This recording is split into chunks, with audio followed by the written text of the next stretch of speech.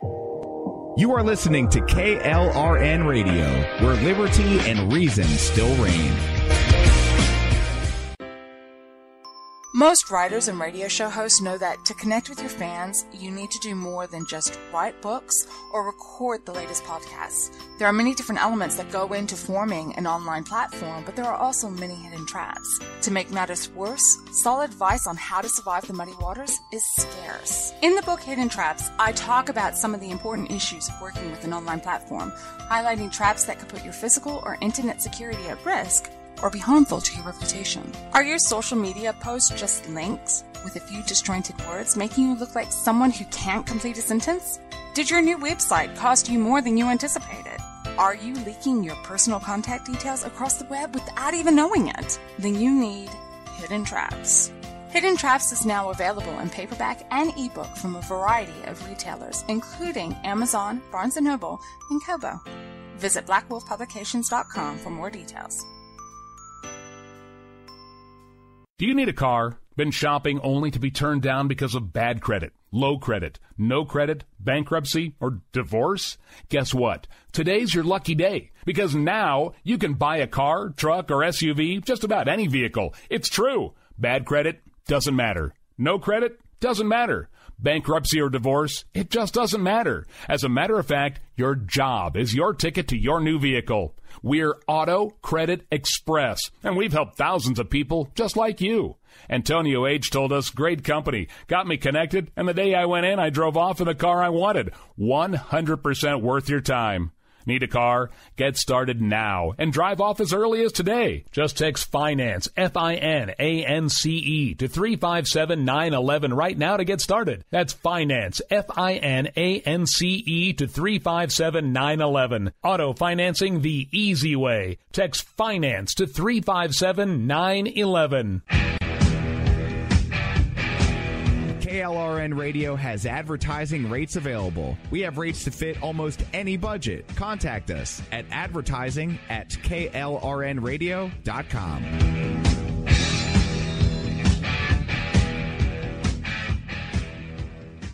Everyone loves liberty. Our rights come from God, not the government. So why are you letting other people tell you what's best for your health care? Exercise your freedom with Liberty Health Share. Liberty Health Share is a community of people who voluntarily share one another's medical costs. Liberty Health Share is founded on the idea that most people truly want to help one another. Healthcare sharing allows members to do just that as a true community that supports one another in times of need. Liberty believes people should make decisions for themselves and their families. Members are able to take back the freedom to make their own decisions about their health care. Freedom from guilt or doubt about how your money is used. You have the freedom to direct your health care, not to be dictated to by bureaucrats. Stop letting others tell you what to do and join a community of like-minded people. Exercise your freedom. Join Liberty Health Share and take back the control of your health care while helping those around you. Call Liberty at 855-58-LIBERTY. Again, that's 855-58-LIBERTY for more information, or you can check them out at libertyhealthshare.org. Again, that's libertyhealthshare.org. My son was in the Army back during Desert Storm, but even then he wanted an MBA. He looked at a dozen schools, but only one offered the online education and flexibility he needed while he was in a tent in Iraq. Grantham University. Turns out that Grantham's been delivering affordable, relevant college and advanced degrees for over 65 years. Heck, if they can deliver a quality education to a soldier in a tent overseas, think about the flexibility Grantham can offer you so you can earn your degree too. It doesn't matter how complicated or full your life is. If getting a degree is on your bucket list, you'll want to do what my son did. You'll want to call Grantham. Find out how easy it is to get started on your education so you can check that college degree off your bucket list. Call Grantham right now. 800-910-1370. That's 800-910-1370. Flexible, affordable, relevant. Call 800-910-1370.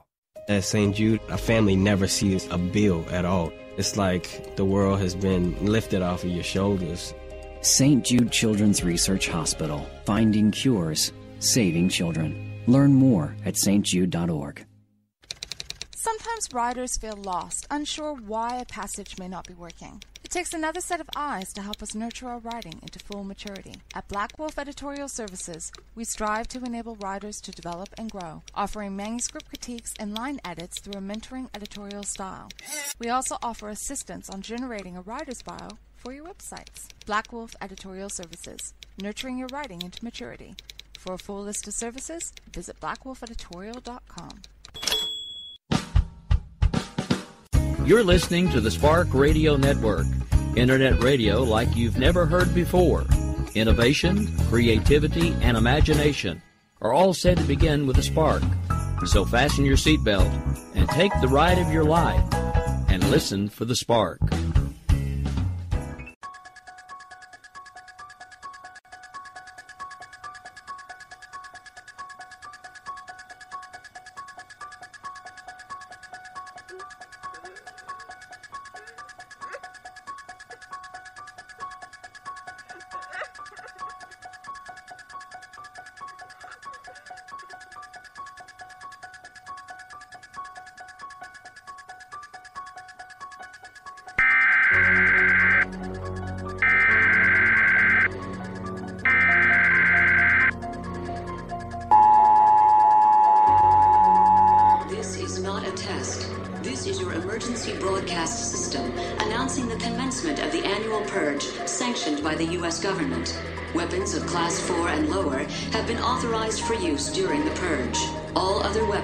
Restricted. Government officials of ranking 10 have been granted immunity from the purge and shall not be harmed. Commencing at the siren, any and all crime, including murder, will be legal for 12 continuous hours.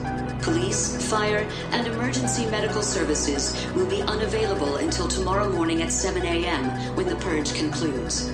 Blessed be our new founding fathers and America, a nation reborn. May God be with you all.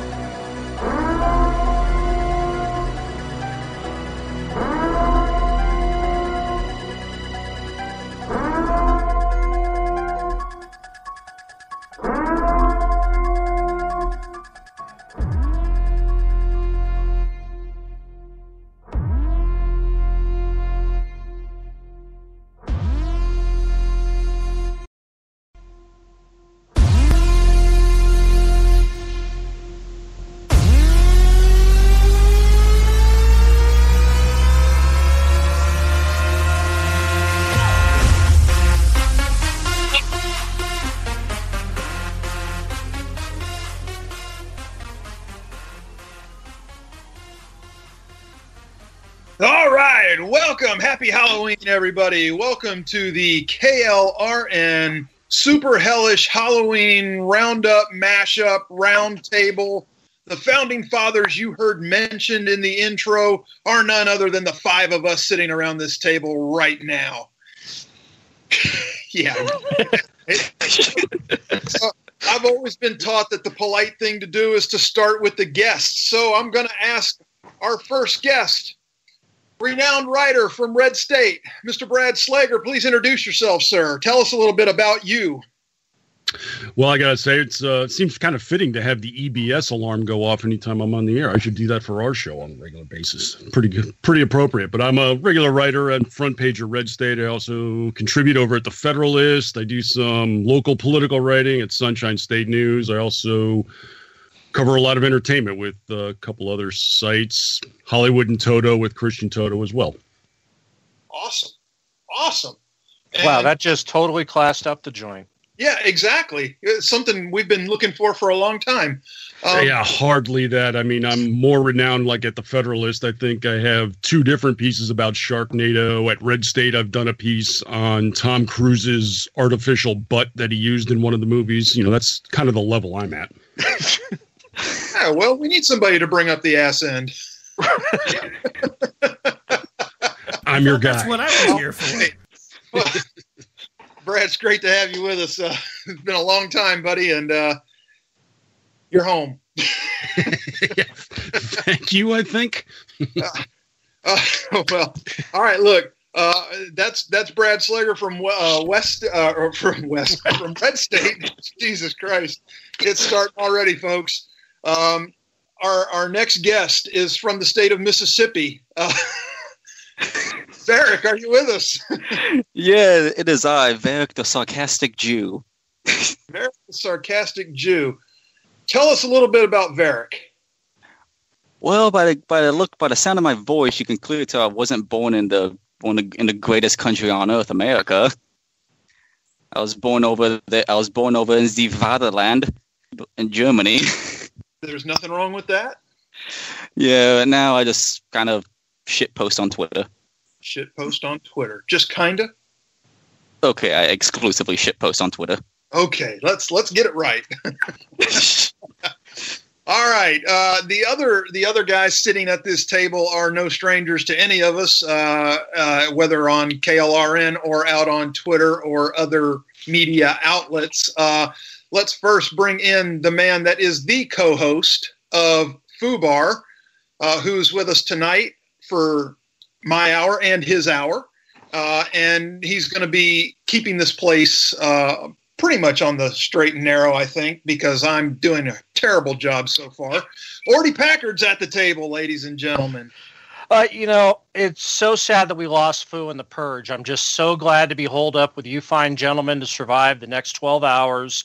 I can't think of a better survival group that I could possibly come across. You don't know the half of it, my friend. Here we're taking the gingers first in the Purge. Yeah, well, she was out there getting gas for her chainsaws, and that's when they got her. And I'm going to miss her, but, her headphones actually fit pretty nicely, so I think we're in good shape. There you go. Nice, Brad. That's why I got to stock up on gas. Yeah, I always stock up on gas and ammo and 10,000 grand bars. I forgot those things existed until I got a multi-pack of them today. And I'm like, I haven't had one of these things since I was like 5.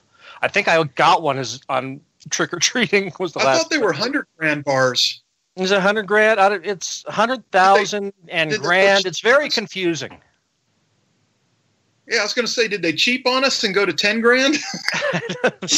Inflation. No, they cut the size of the candy bar, so they had to change it. They had to knock it down to 10 grand. And there you go, ladies and gentlemen. He chimes in. The other man at the table, the man that pushes all the buttons at KLRN Radio, the man that makes all the power decisions, the player himself, Rowdy Rick Robinson. I push buttons, all right, especially according to my wife. But anyway, how you fellas doing? I'm a little gassy. Thanks for sharing. I'm getting there, just drinking some wine. Likewise, I'm just ready to fire this up and just see how quickly we can drive this into a tree like Billy Joel. Nice. No, if it was Billy Joel, it would be a fan's living room. I thought it was Margot Kidder. Well, no, that's out in the yard with the... I am way too young to be getting these references. You're going to be hearing that a lot. Yeah, well, you see, there was this type called the 80s. Once upon a time. So look, folks, that was a myth. This is we're back around to G here, and real quick, I'm going to try to keep this a little bit orderly so everybody that's listening can keep track of who's speaking and when. So let's try to stay in some kind of line here, and it's going to be as bad for me as it is for anybody else. Trust me. But show of thumbs, fellas. Did we want to start with the serious stuff or the fun stuff? Yeah, that's what I thought. Well, let's just mix it up. Okay, we can do one for one. That way we're not dragging everybody down. Okay, 1 for 1. All right. So normally what I like to do is I like to kick off talking about just some crap that needs to be talked about, but I haven't spent any time working on. So that ought to fit really well with this whole setup here tonight. So what do you say we start off talking about 14th Amendment crap? How topical. How topical. Yes. Well, we all have an opinion. So, okay, let's kick it off with the guy that has maybe the most relevant opinion. Maybe. We'll see. Varric, you weren't even born here, right? Yes, I wasn't born here. So what do you think about this? What do you think about birthright citizenship? So when it comes to birthright citizenship, I honestly don't really know, to be honest. I really haven't really been thinking that much about it until this morning, so I really don't have that much of an opinion on birthright citizenship. Okay. All I know is like the whole executive order crap is stupid. Well, yeah, we can agree on that.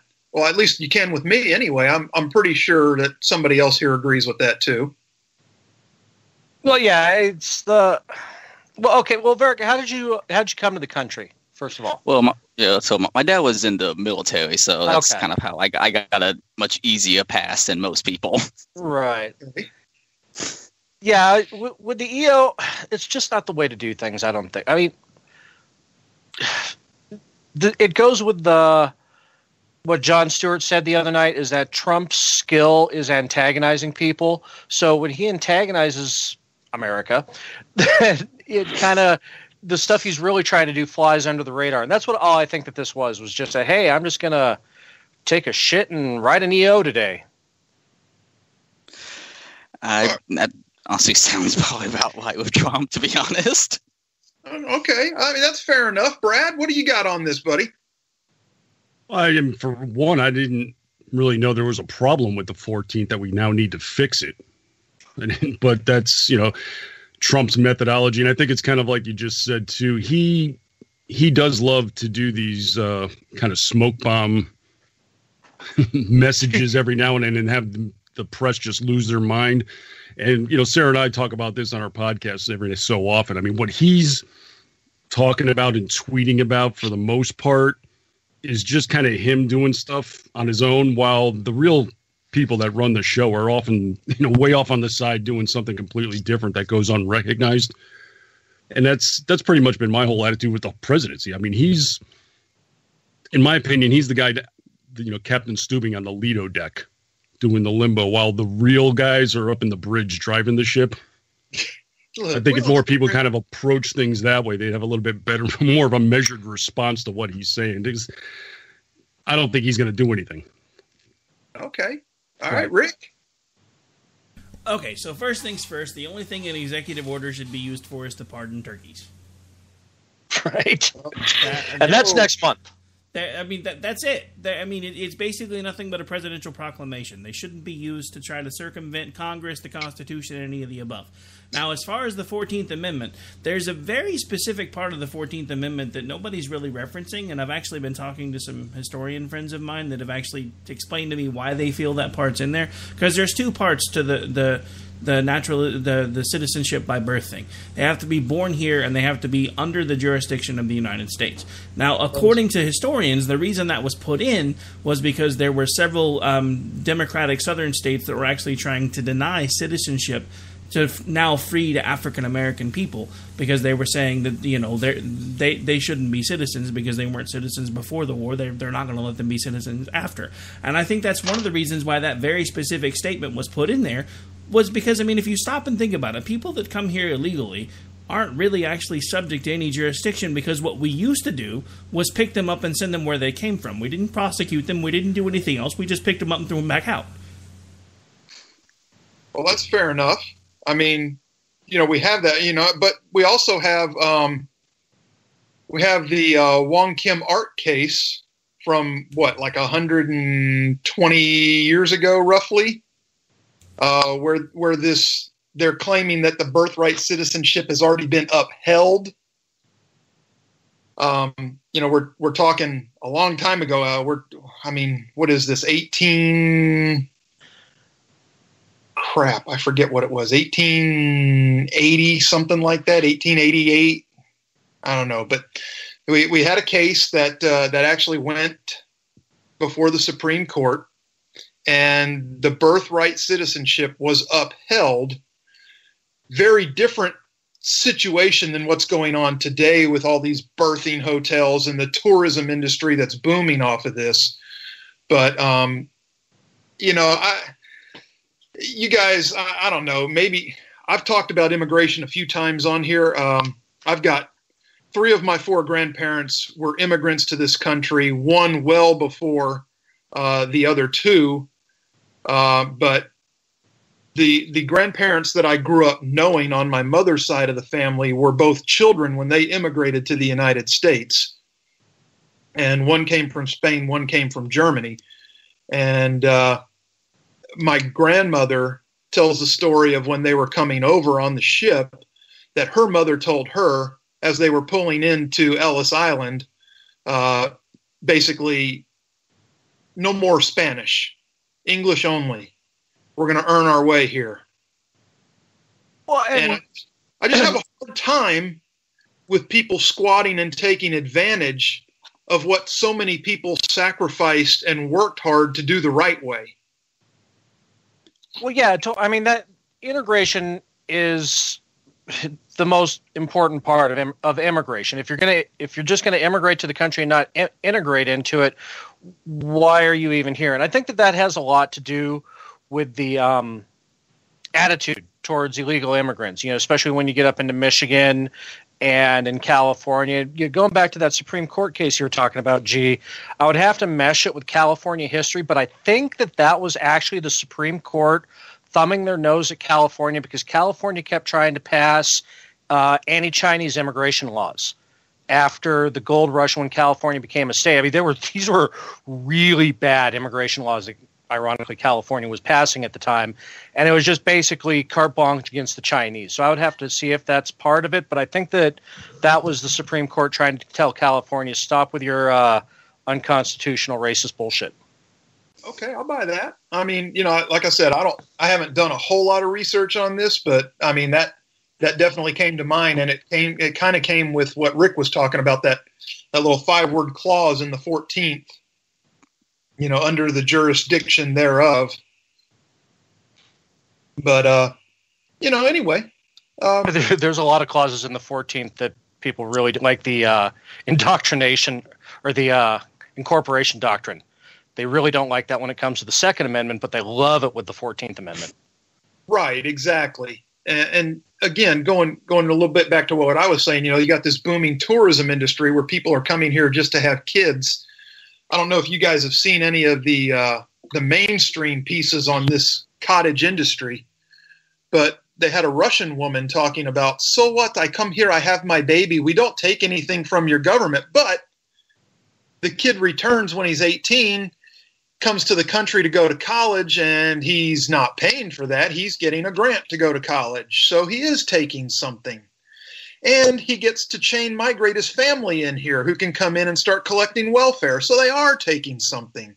And even if it's a long-term problem and not something that's happening right now, it is a problem. No, absolutely. Yes, and I'll say, like, half my family is actually Mexican, like fully Mexican, and my grandparents actually like learned English and did everything that a normal like legal immigrant would do to get here. So that does also kind of like irritate a lot of my family members, as people just kind of hop into border. Yeah. And I mean, I get it. I mean, I know the left wants people to wash their cars and cut their grass and things of that nature, but you know, I mean, we're good for a little more than that, you know. As a brown person, you know, I've been a professional since, well, at least the last week or two. So, I'll say one thing, like all that the depends on who you ask, Jake. Like blue check Twitter, like basically saying showed the true racism by kind of saying, who's going to cut your grass? Yeah, like they were all tweeting essentially who's going to cut your grass, who's going to pick your food. They just went completely racist, and they didn't even know it. No, they didn't. Well, that's the continual soft bigotry of the left. Is that, you know, it's the whole, well, we need to have this lower class, or you know, they can't make it to the DMV to vote on their own, or you know, to get an ID of their own, or you know, it's all these things that the white saviors say that immigrants and you know, POC just can't do. That's them projecting their own racism on how little they actually think of these voting blocks, these demographics that they pander to. Yeah. Well, that's pretty much what's been going on in this generation. I mean, if you go back a couple generations, it used to be the immigrants that would come over here were contributing immediately. I mean, down here in South Florida, you know, we have a massive Cuban community. The first flotilla that came over in the 60s, though, we were getting all their professionals that Castro was purging. And when I was growing up, my pediatrician, I couldn't even pronounce his last name. He was straight out of Havana. And that's who we were getting. They were actually contributing to our country. Now it's take everybody and give them everything, and there's no motivation for them to assimilate and become contributing members. And that's a generational change. Brett, I didn't realize that we had actually grown up right there in the same stomping yards. Oh, really? Yeah. I mean, I'm a Dade and Broward County brat. There you go. So I know exactly what you're talking about. That's so weird. My first wife's father came over on the flotilla. My mother's second husband was Cuban, and his parents fled Castro when he first took power. So yeah, I know it well. And I've got, I had friends growing up that were of Cuban descent, still friends today, and it's kind of a dichotomy within their community too. Half of them, they ascribe to what you described, where my ancestors had the exact same story. When they came here, you got to stop speaking Dutch. You're American now. Speak English. Half the community down here has that. The other half are remaining entrenched as Spanish Cubans. Little Havana is legitimate. You go down there, you are legitimately in Cuba. Oh, yeah, without a doubt. They have the rusted out 56 Chevys all over the street? No, I think they've upgraded to caddies from the 70s by now. But there you go. I mean, I knew people that within the same household, one spouse would be, as American as they come, and the other spouse would never learn English. Yeah. And they would never have to because, down here we've got how many Spanish language stations, Univision, Telemundo, they're fully catered to, so they don't have to assimilate. Oh, that's the entire state of California. If you try to drive through the Central Coast and hit Seek on your radio, you'll be lucky to hear a word of English between Bakersfield and Fresno. You're basically listening to the X. Yeah. So even down here in Mississippi, like just on Hulu commercials, I constantly get stuff in Spanish, and I thought I kind of left that stuff behind when my family moved out of California. Wow. See, I don't get that. I don't know. Maybe it's the beach atmosphere, but that doesn't this part of Alabama. But I don't get why we get Spanish here either, because it's not. I honestly don't know that many Hispanics over here. Yeah. Oh, they're migrant workers in our part of the world, Varick. I mean, they don't keep full-time residents here. They act literally. I mean, the ones that are working in the agricultural field, they move with the crops. We see it. I can't tell you where I work because they have some serious policies about what I do, but I see it in my work. They come and go, and it's like this time of year, it's time to move further south. They're heading into Florida right around now to go do Florida crops because the crops are about done here for the winter. So, yeah, I definitely see it. And Orty, I know you keep up with the chat room pretty good. I don't know what's going on in there right now, but I do see out on Twitter that we've got an argument going on over who's going to get their name said first on the air. Who's going to get doxxed first?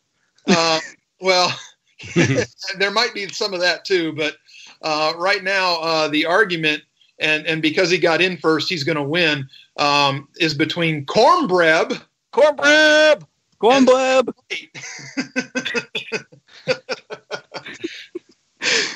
So they both got their names said. Now they can shut up and quit arguing about it. Actually, everybody laughed over the second name, so I don't know about anybody else, but I couldn't hear it. So who else was it? Dank Knight. Oh, Dank. Dank. Hey, Dank is great. I love Dank. Cornbread is awesome, but Dank is good fun. And in the chat we've got Jeff, we've got Ron, we've got Andrew, we've got all the FOOBAR regulars in here. I know it's going to be a light night because a lot of people are out with their kids trick or treating, but the chat they're right with us. They're talking about the Mariel boat lift and they're right. Andrew doxed me. Yeah, no, they're right there with us. So. Good deal. Love hearing it. Has anyone complained about my voice yet? Not that I've seen. You've got the weirdest Southern accent I have ever heard. Like I said, this happens when you take a person born in Germany and just move him around the country and drop him in the South. Well, there you go. And I'm sure nobody in the South tells you have a weird accent. So nobody in the South has room to talk about accent. Exactly. So, every day I find a Southern person who says, I cannot understand. That guy has a deeper Southern accent than I do, and I can't even understand a word he says. Jeff, who's going by Sausage Fest 2018 right now, wants to make sure that he's called a dumbass tonight, because with the passing of Foo, we just gotta keep things normal. I know that the loss is gonna affect us all, but Jeff, you're a dumbass. Yeah, I mean, I was gonna say he doesn't know he's a dumbass already. He's got to have that reaffirmed. Right. Every Wednesday he needs to be reminded that he is a dumbass. Oh, we're at the bottom. Yeah, we are. Rick's going to push a button, and we're going to take a little break. So you guys sit still. We're going to be right back in about 3 minutes or so.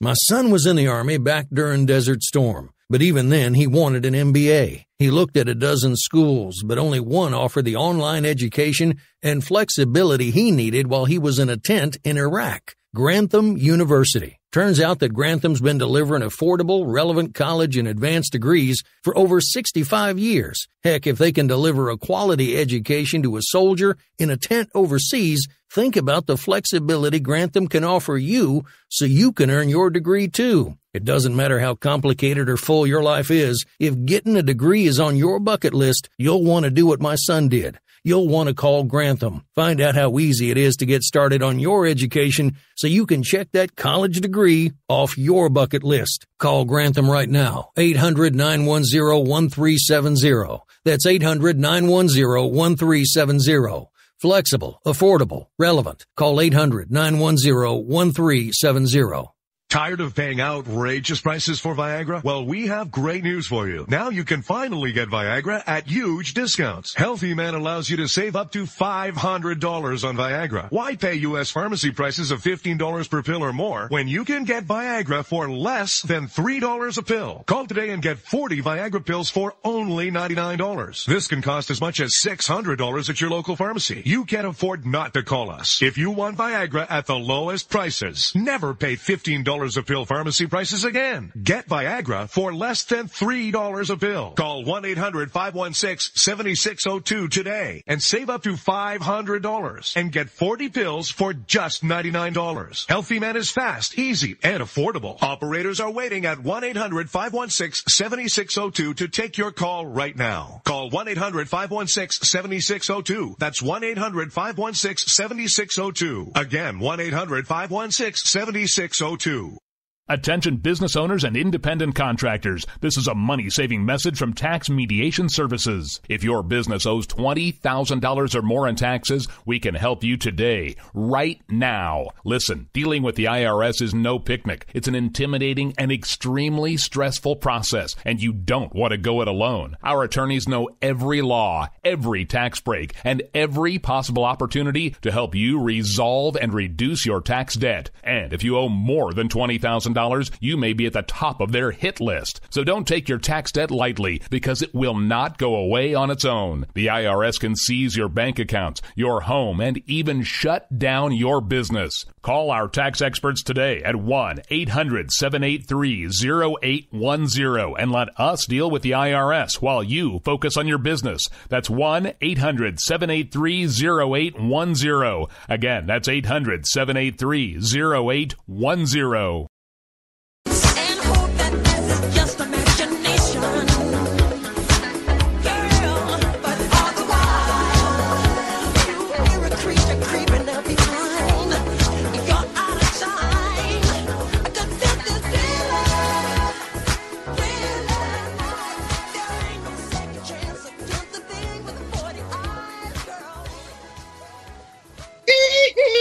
All right, welcome back. Hey, while we were gone, I just want to thank you, Orty. Those bonbons that you sent me out of Foo's fridge were fantastic. Yeah, weren't those great? Yeah, Laz sent them to her, and she just never ate them. But now that she's gone, she has passed on, victim of the purge. Then you know what? You might as well have the bonbons. I know they were her favorite, but I know that she would want you to have them. Well, I appreciate that. And what we'll do is after the show, we'll just get the caravan and we'll head up and we'll see about those full-size candy bars she was bragging about that were no doubt part of the incentive package of her syndication deal. Right. Not anymore. Yeah, now that we're going to be syndicated on Mojo 50, she can afford the big block candy bars to hand out. Oh, there you go. Oh, those were to hand out? I thought they were hers. Well, you know. Oh, did I speak too much? Sorry. You said too much. Not at all. Not at all. Foo's in the chat, y'all. So everybody feel free to treat her just like it was a normal show and berate her and, you know, give her bonbons and all the... Gingers like that kind of thing. Yeah. You know, the one thing I'm glad with Halloween being over is I will not have to see another Thriller flash mob on the fucking news again for another year. Is that still going on? God, I'm so sick of that. Do that? Yeah, people still do that. I mean, I was Probably should have over the mentioned that flow before after I used the played in a Thriller marching number. band my freshman year of high school. Yeah. I mean, who heads these flash mobs up? Is this like an Alyssa Milano thing? Oh, God. Oh, God. Oh, you brought her up. Why did you have to bring up Alyssa Milano? Well, that costume. She was Halloweening earlier. Is that Now, what for you somebody call it? who spent their entire career being the hot chick, that was the frumpiest, low-tier attempt I have ever seen, ever. Well, what can I tell you? Yeah, it was bad. It was bad. You know, and it's weird because I'm a guy that likes brunettes, and she's one that's never ever done anything for me. You're gay. No, because I'll tell you right now, I'd end all of you guys and make you look like you never existed on the face of this earth for some Abigail Ratchford. Well, fair. I can't argue with that. I am speechless. I am without speech. Hey, Ordy. You are without speech. Ordy, you remember how I'm just gonna. you remember how I'm just gonna drink another thing of wine, so I don't have to think of Alyssa Milano again. You remember how Foo Well, there you always go. talks about the chat turning on her, Ordy? They're now planning a Thriller flash mob for next week. Just in case you don't- Oh, I see. I see. She gets lost in the purge, and now the chat turns on me. Okay. You are fickle bitches in chat. You know that, right? They know. Trust me, they know. Oh my God, that's hilarious. So actually, Alyssa, though, it's different being on this side of the chat instead of inside the chat. yeah, it is. But we also have kind of an expert with us here to deal with what the hell was she thinking when she put that outfit on. You know, Brad, you know, he does actual movie writing and stuff, guys. So he understands a little bit about this whole Hollywood set thing. Now, Brad, did you see the picture? I saw the picture. And your take? Well, I mean, don't get me wrong. She's, you know, still comely and decent looking at her age. But when I saw that shot, it was kind of like when you imagine your parents doing the role play thing in the bedroom. You don't want to see that. Everybody drinks right now. Yeah. Everybody Yeah, drinks. it was my glass. It was like you missed it there, Alyssa. Just stop.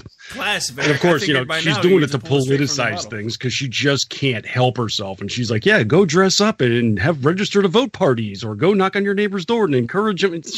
Shut up. It's Halloween. Can you stop for a day? That was her shtick today. Wasn't it like trick or vote or something like that? Or Yeah, she had some quasi-clever phrase for that, but it was like, yeah, we're going to have a Halloween voting party. Yay.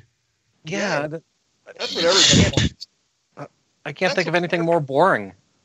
Yeah, like I thought the point of Halloween was to get completely drunk and not think about politics. Yeah. Let's get dressed up and pin the ballot on the candidate. Okay, now everybody, we're moving to page 37 for Proposition 10. Hey, I just got a You said message. I proposition. don't know what this is supposed to mean, guys, but see if you can decipher this. I don't She know. survived. She's alive? The bunny lives. Wait, if she's The brunette bunny alive, lives. whoever ate the bonbons better start running now. Yeah, Well, this is the day for zombies. it's a good thing I do Spartan races and I can handle a 15-mile run. Yeah. Oh, God.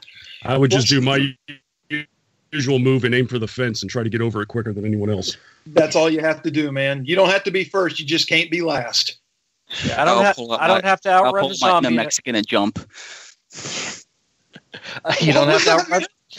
What? I'll pull out my inner Mexican and just jump away. Bean. Wow.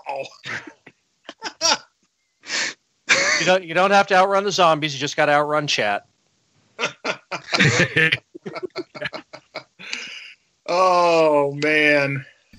You know what? I think, if she's going to stalk the chat room, somebody might as well just call her and add her in.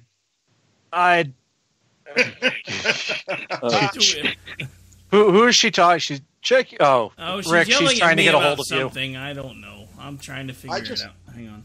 She just tweeted out that she can't believe we're doing Halloween without her. That was her idea. Yeah, it was her idea, She gave us the keys. It's not. Yes. No, I mean, I kind of thought the studio would have been bigger, but since she is a rabbit, I guess it would be small.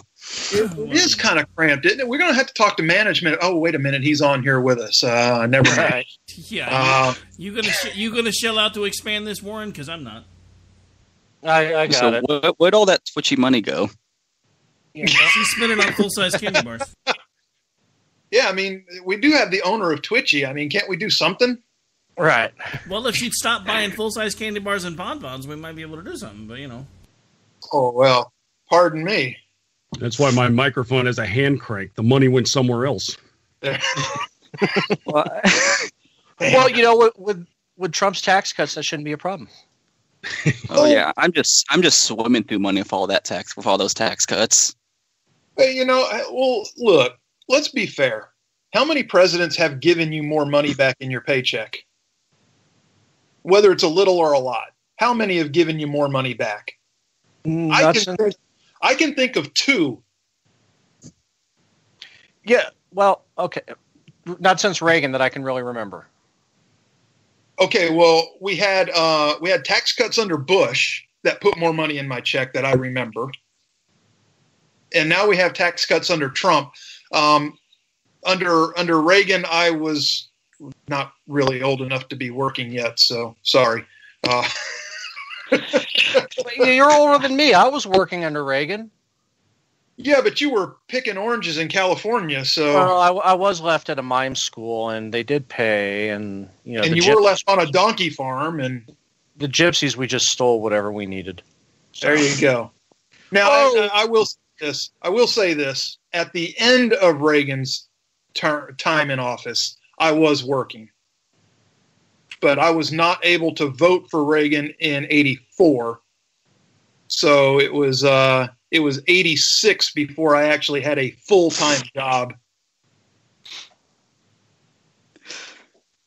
Chat's doing the meme spam. What? Chat has gone to meme spam. We've got chat going now. Oh my God. Okay.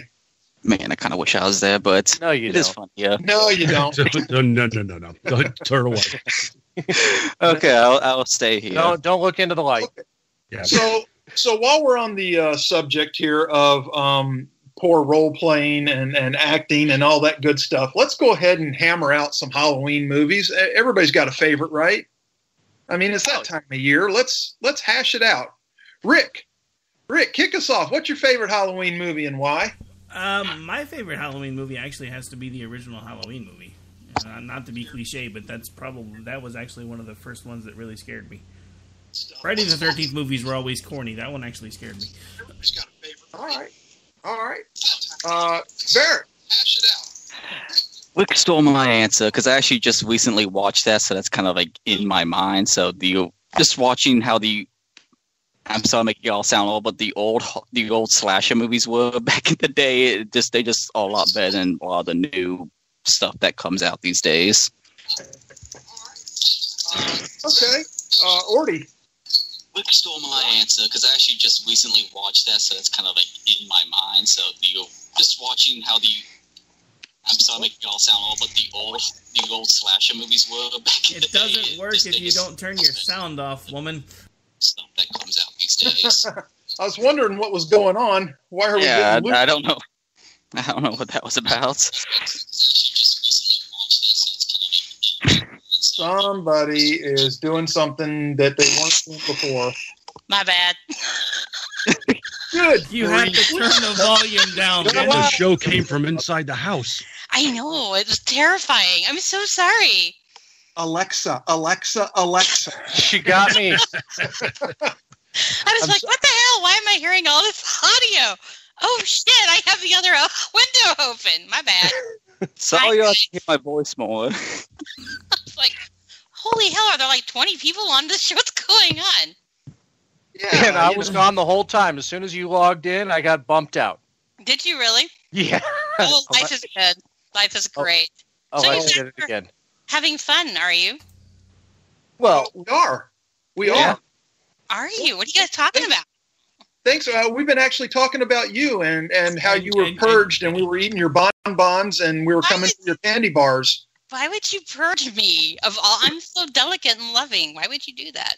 Rule Lies. Rule Who's on with us right now? Rule 1 from the purge. Honey's on. Foo is on. Your mom is on. I know, but I was thrown by the lovely sweetness talk. I know, right? I'm an angel. I got like 10 minutes, and then I'm going to leave you guys to talk about purging me again. It actually won't last long, Brad. Don't worry. I'm not here very long. I got the chocolate will wear off. Yeah, it will. No, but I just thought I'd say hi, and since you have a chat full of 21 people without me. Yeah, and that's on a Halloween night, too. Right? Yeah. See what bringing a quality guest on will do?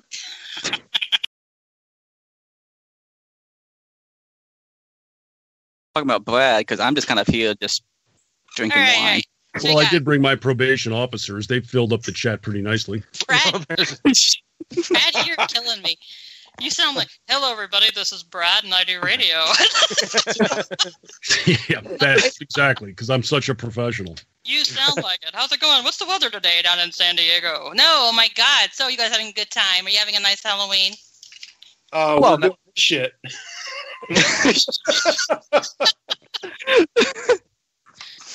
Well, I'm glad to see you're all being very professional and keeping things together. That's awesome. Varric, is that you? Yes, it is. And you're drinking wine? Yep. Since you're gone, I decided I was going to be the one to drink wine tonight. Hey! You know what? I drink a lot of apple juice. If I drink wine, I get loopier than usual. I can't do that. Apple juice. He does with air quotes. Finger quotes. She just calls it apple juice when her kids are within earshot. I was going to say, calling your Moscato apple juice is not going to work. No, actually, I tried to do the whole alcohol in the show thing, and I was blitzed. I was like, I'm an idiot, not happening again.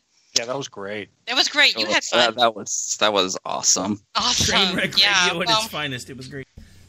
So are you guys talking about anything besides purging me? Are you doing anything important? I heard tax cuts. Yeah, we were doing the 14th Amendment before you showed up, and then you purged me. Well, you were purged at the start. Well, that's because all gingers have to die first. That's rule 1 for the purge. So, Foo, while we got you here, what's going on with Mojo 50? Oh, gosh, making me do my job. I just called in to give you shit. No, it sounds like next week will be our first show that we will do live. And what's interesting is we're doing it live. KLRN Radio has us live only.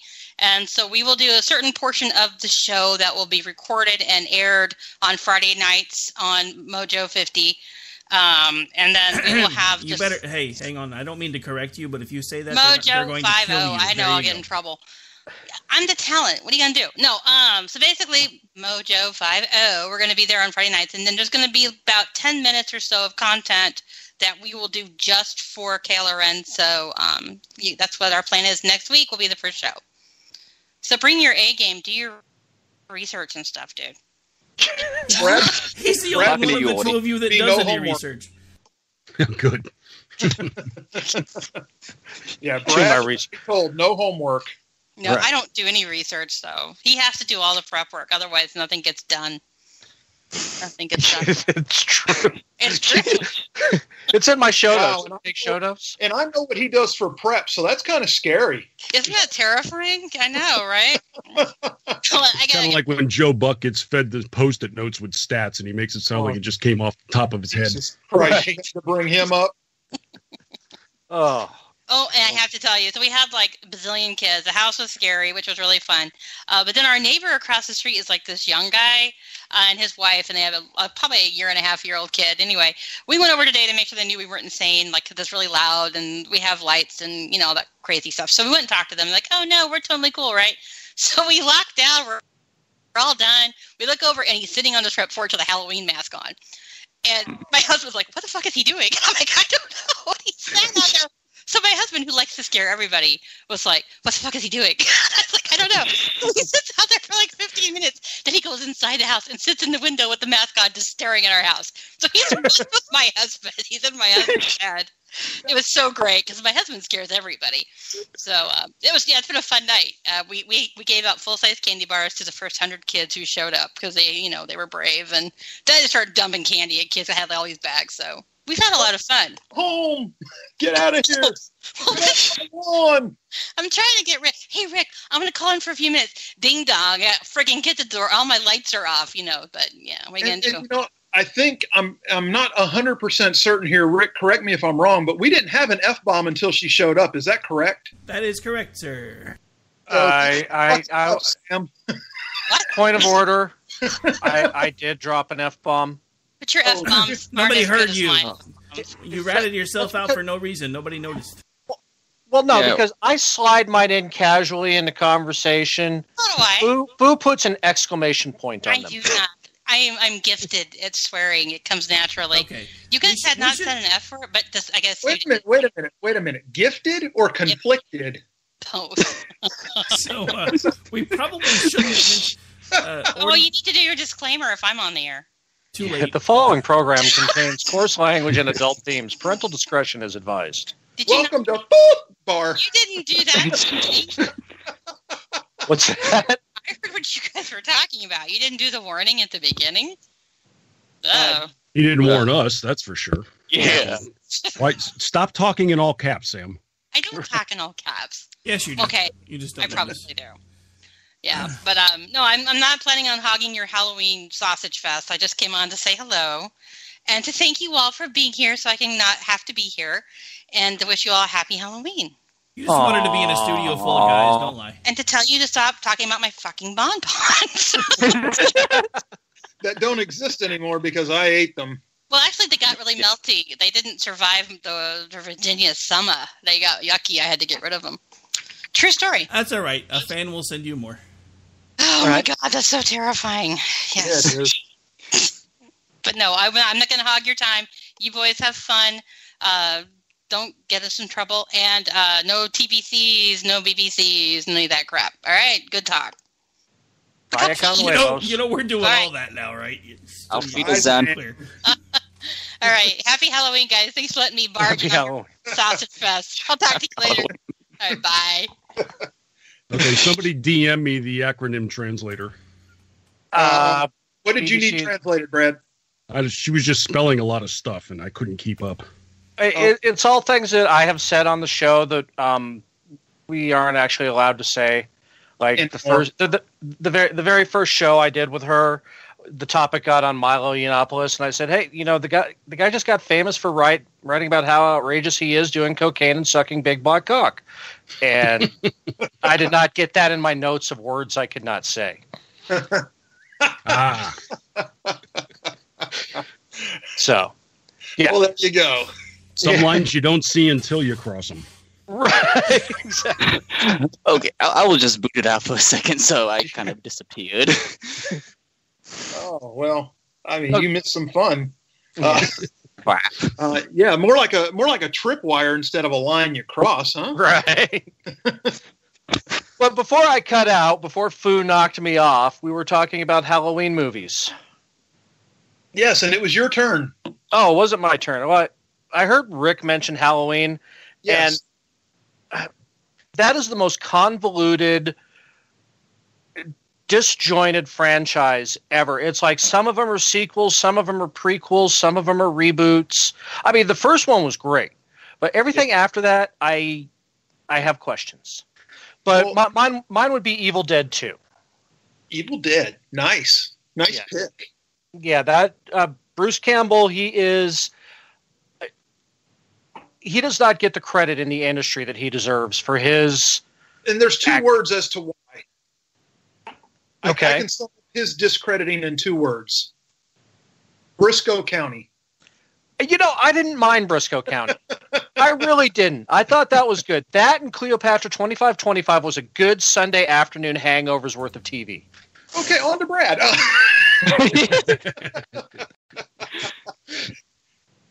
No. Hey, man, everybody's got theirs, so everybody's got theirs. I absolutely, I dog it, but I actually watched Briscoe County too, so I can't say anything. Brad, get in on this. Help me out here, bro. Come on, Brad. I'll bail you out. Well, I will say this. I mean, the new Halloween movie is worth a watch because of what you just mentioned. They kind of washed off all of the sequels and remakes and such, and they picked up from the original in modern times. So that actually worked out. I'd say it's the second best in this franchise. But for me, I actually just wrote about this a week ago over at the Federalist. A horror movie that still sticks with me. It's called The Town That Dreaded Sundown. Came out a couple of years before Halloween, and it's actually a precursor to all the slasher movies. And made in the mid-70s, 76 or so, kind of as drive-in fare, but it was actually really well done as far as a lot of the slasher tropes that we see today were in this film. Really? I mean, if you watch it, you got a hooded character. He's silent. He's a psychopath that kills people, and you don't know why. He's got that methodical way of chasing people. He doesn't run them down. He just keeps going after them. And all of these are in place, and this is before Carpenter's Halloween. And it's based on real-life events in the 40s, and it still holds up. I rewatched it. You can stream it on Amazon right now, actually, and you'll see actually a lot of touchstones of the slasher genre. What's the title again, Brad? The Town That Dreaded Sundown. Town That Dreaded Sundown. Okay, I'm carding that up. I'm going to watch that. I'm actually putting that in my show notes right now. Yeah, exactly. I'm writing that down as we speak. And I will say this though, it's kind of a unique watch because the first act is, it's all set up. The very first kill is well done, and then the second act, for some reason, they go into comedy slapstick mode. It's really kind of like a different movie, and then the final act, they go right back into the slasher piece. So be warned, it's going to be a little, might have you off balance a little bit because of that. Okay. Kind of like from Dust to Dawn, where you can tell what was directed by Tarantino and what was directed. Well, I was going to say, much in the basic training session, and then or Suicide Squad, where they had the same movie. Well, there you go. See, and that's, folks, in case you didn't know, this is why we brought Brad on, for all the expertise. No, that movie cracked me up because it's you're about an hour into the movie and they're still introducing characters. Well done, Warner Brothers. Right. I'm like the one guy that actually does like the DC movies, and even I couldn't defend Suicide Squad. Get out.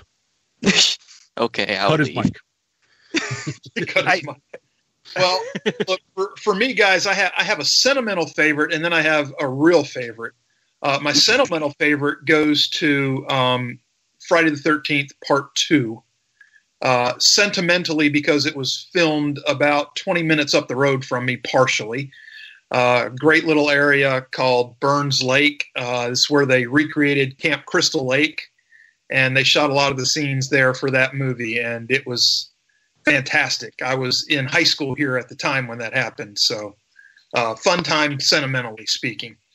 Now, quality-wise, I'm going to bounce back to the same franchise you guys have all been talking about, but I like Rob Zombie's version of Halloween better than any of the others. And I like it better because you get the full backstory on Michael and how it happened and why it happened and what the hell was going on. And I don't know, maybe it's just because I like to think more, not more than per se another person, but more than I probably should. And I just like thinking about stuff like that because I'm sick and twisted that way.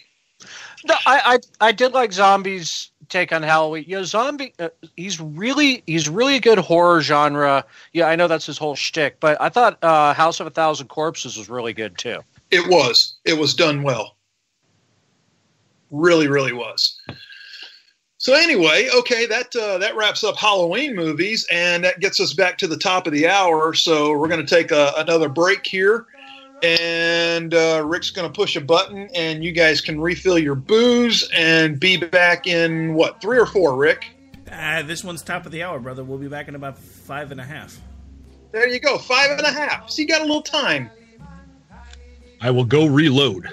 Yeah, excellent. I'll go pour another glass. Come, Mr. Tallyman, tally me banana. Daylight come and we want go.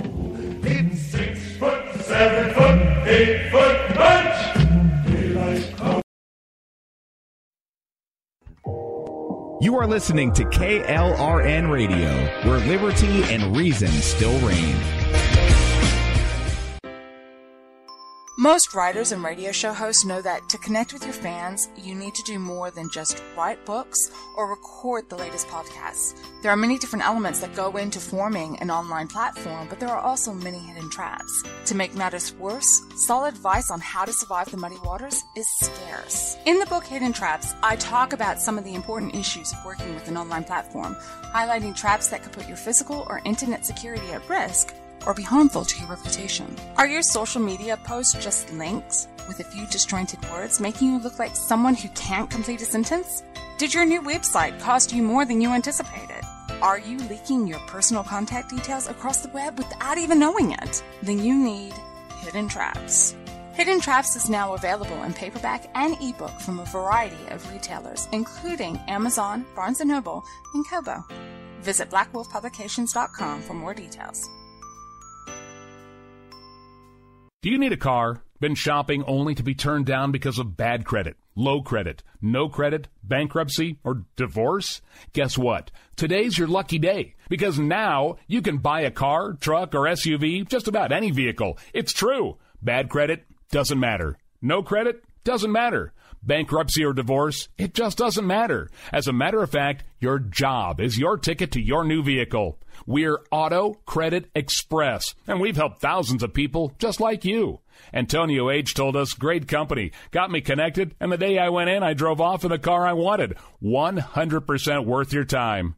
Need a car? Get started now and drive off as early as today. Just text FINANCE, FINANCE, to 357-911 right now to get started. That's FINANCE, FINANCE, to 357-911. Auto financing the easy way. Text FINANCE to 357-911. KLRN Radio has advertising rates available. We have rates to fit almost any budget. Contact us at advertising@klrnradio.com.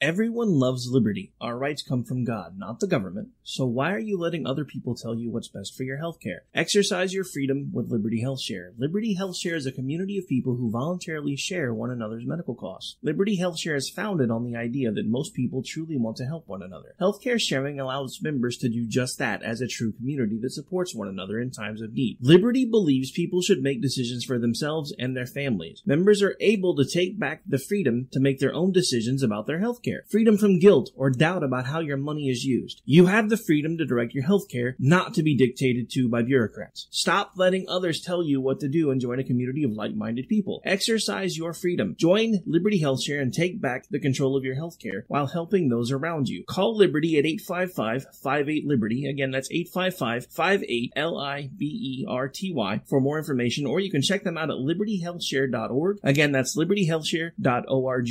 My son was in the Army back during Desert Storm, but even then he wanted an MBA. He looked at a dozen schools, but only one offered the online education and flexibility he needed while he was in a tent in Iraq. Grantham University. Turns out that Grantham's been delivering affordable, relevant college and advanced degrees for over 65 years. Heck, if they can deliver a quality education to a soldier in a tent overseas, think about the flexibility Grantham can offer you so you can earn your degree too. It doesn't matter how complicated or full your life is. If getting a degree is on your bucket list, you'll want to do what my son did. you'll want to call Grantham. Find out how easy it is to get started on your education so you can check that college degree off your bucket list. Call Grantham right now, 800-910-1370. That's 800-910-1370. Flexible, affordable, relevant. Call 800-910-1370. At St. Jude, a family never sees a bill at all. It's like the world has been lifted off of your shoulders.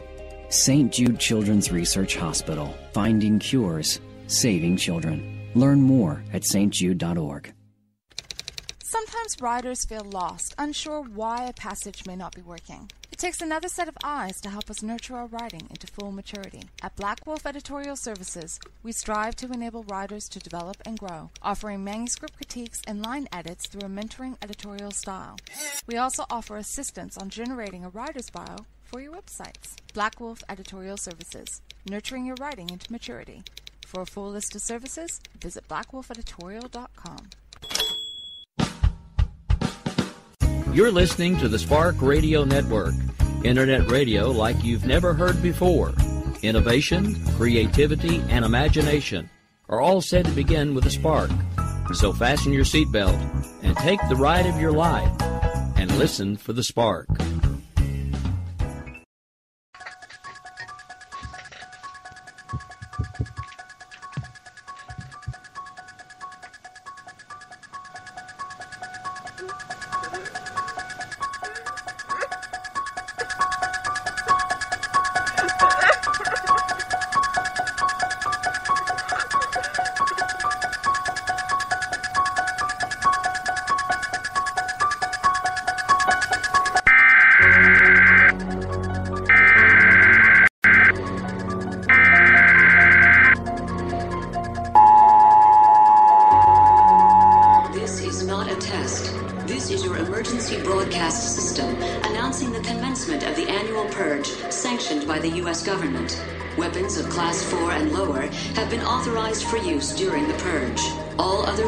Are restricted. Government officials of ranking 10 have been granted immunity from the purge and shall not be harmed. Commencing at the siren, any and all crime, including murder, will be legal for 12 continuous hours. Police, fire, and emergency medical services will be unavailable until tomorrow morning at 7 a.m. when the purge concludes.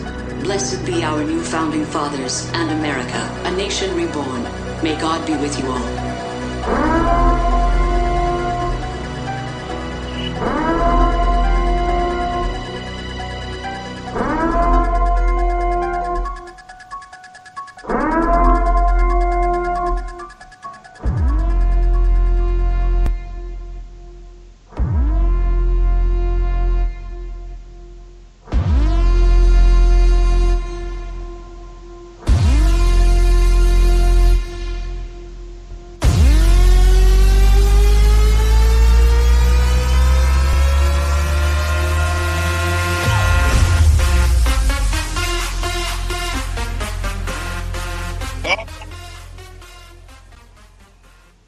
Welcome back for hour 2 of the Super Shit Show on Halloween with KLRN hosts and special guests. We are still live in the studio. I know. Can you believe we are still alive? Seriously. All right. We've got some half-lit people in here. And half-lit? Yeah. Well, we've got some half-lit and some half-wit. Okay. Everybody get refueled during the break? I hope so. If you didn't make your bathroom run, now's the time to tie it in a knot. That's what real men do. So we've kicked a serious topic. We've kicked some fun. I guess we got to kick one more serious topic here tonight. So I don't know. What did we were kind of mashing something over, guys, a couple days ago. You guys want to talk about this Germany thing at all, or do you want to let it go? Oh, so I mean, I have thoughts on what's going on in Germany. The leaders of the free world? Yes, Angela Merkel, the leader of the free world, has announced she's no longer running for office or getting reelected. Right. So let's kick it off with you, Varric. Go. Tell us. What's on your mind? Yeah, so like the politics and like here's I'll say one thing: the benefit of having a two-party system is that you don't have to worry about things party numbers being at like 15% or like a million different parties to memorize on what the hell's going on. But in Germany, it seems like there are three main things going on. Main parties. There's Angela Merkel's party, the Conservatives, I think that's what they're called, which is like the most ironic. Yeah, I think it's like the conservative Christians, I think, but they aren't any of those things, really. It's essentially the Republicans. Kind of worthless. Okay. Then there's the Greens, which seem to be like the second largest party in Germany at the time, which I think, just a bunch of hippies. So like the Green Party here, right? Yes. And then there's like the new party that kind of came out of nowhere but has gained a lot of momentum. The AFD, or Alternative for Germany, that I've been seeing pop up a lot recently. And they've actually like went from being obscure to the third largest party in Germany almost overnight. Yeah. Well, let's not, okay, let's stop there for a second.